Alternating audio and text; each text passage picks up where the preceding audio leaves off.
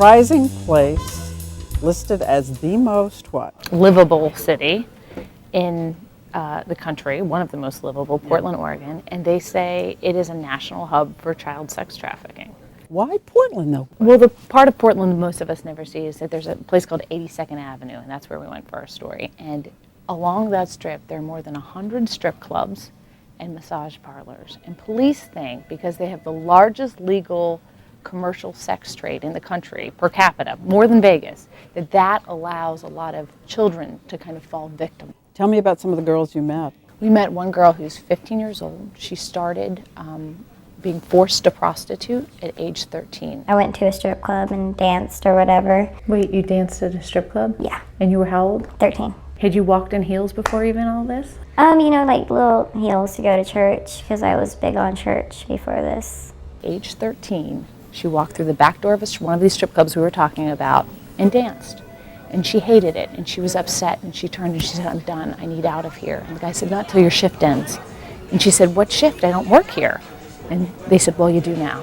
And she tells us that during the day, she would work the strip clubs, and at night, she would walk what they call the track, 82nd Avenue, and work as a prostitute. She was 13. But why didn't she run and go home? And that's the big question. And what a lot of these police describe it as is almost Stockholm Syndrome, that these pimps are very sophisticated. They say, they find out, they do intel gathering. What are your needs? Oh, things aren't good at home. You don't have enough freedom. I'll give you freedom. Oh, you don't have enough money. I'll give you money. Whatever you need, they fill that void.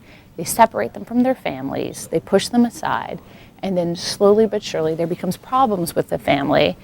And when that happens, they say, well, then come live with me. And you also meet a mother with a six-figure income whose daughter, suburban high school kid? Suburban high school kid. She was getting A's and B's. She was a star basketball player.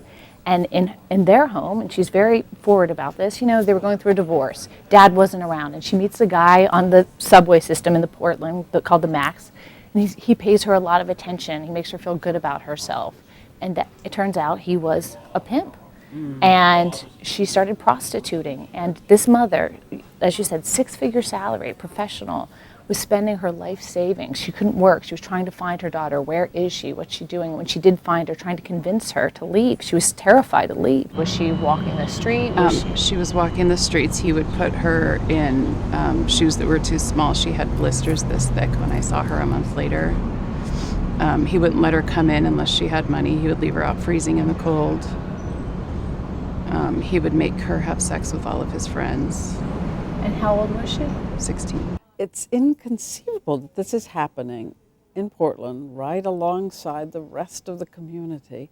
And can't they crack down? Is there anything they're going to do? They're trying to, and they're trying to look at creative ways of doing this. And the big thing is to not think of these girls as prostitutes, but to think of them as victims. That's the first thing. So you've got to get them off the streets. You've got to have some kind of shelter for them. Right. But then the second kind of layer to all this is you've got to prosecute the Johns in a way that makes sense. And so they're looking at some really creative things. They've talked about and tried, if they pick up a man who's picking up a prostitute, finding them thousands of dollars, not just a couple hundred, impounding their car and making it the rule that when they go pick up that car, they need the signature of everybody on the title. So that means the man and his wife.